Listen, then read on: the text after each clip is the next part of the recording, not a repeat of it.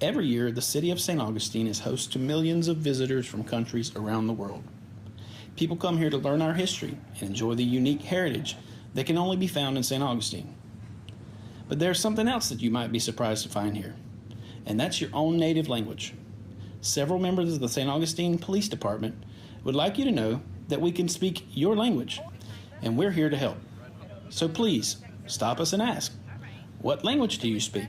Soy miembro del Departamento de Policía de San Agustín y estoy aquí para ayudarle. Я работаю в полицейском участке в городе Сант-Огустин. Если вам нужна помощь, пожалуйста, обращайтесь. Je suis un membre du service de police de Saint-Augustine et je suis ici pour vous aider.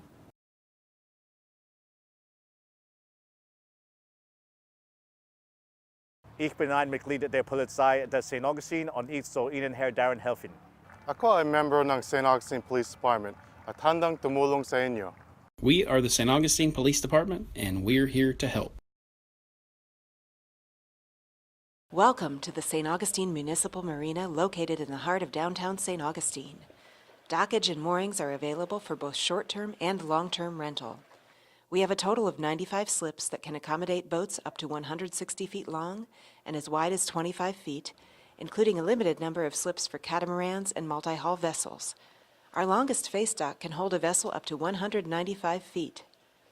Slips are configured with electrical hookup and water, and pump-out services available throughout the facility. Complimentary pump-out is also available for all registered mooring customers. For transient anchored vessels, pump-out is available depending upon weather conditions and specific location for a nominal fee. The marina operates over 100 moorings.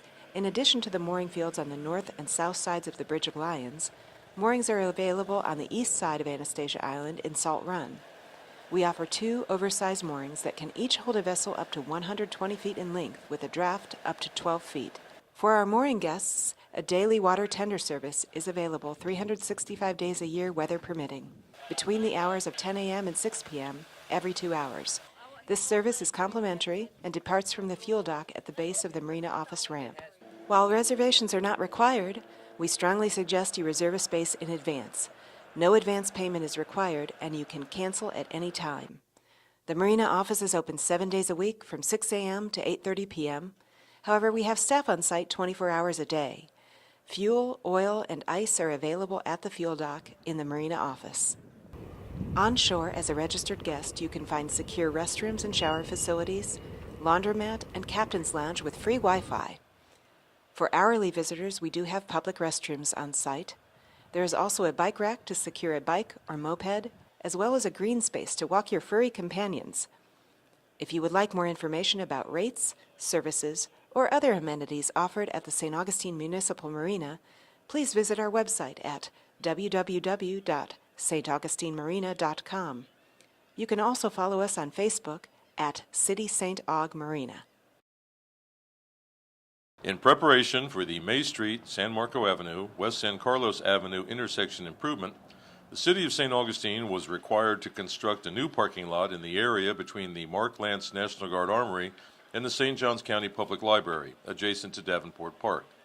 This new lot will accommodate 65 vehicles, which is a total increase of 35 spaces over the current configuration. Part of the Florida Department of Transportation's intersection improvement project requires a realignment of West San Carlos Avenue, which will eliminate the southern portion of the current parking lot adjacent to that street, next to the carousel. The low-impact development includes pervious concrete pavement and dry retention areas for stormwater runoff. This critical path construction project, currently underway, is expected to be completed by the end of May 2017, and it must be completed in order for the Department of Transportation to begin the intersection reconfiguration at May Street and San Marco Avenue, which is scheduled to begin in late summer of 2017. Upon completion of the entire intersection improvement project at San Marco Avenue, May Street, West San Carlos Avenue, there will be 2 northbound entry and exit driveways on US 1 and a single exit on San Marco Avenue, traveling southbound only.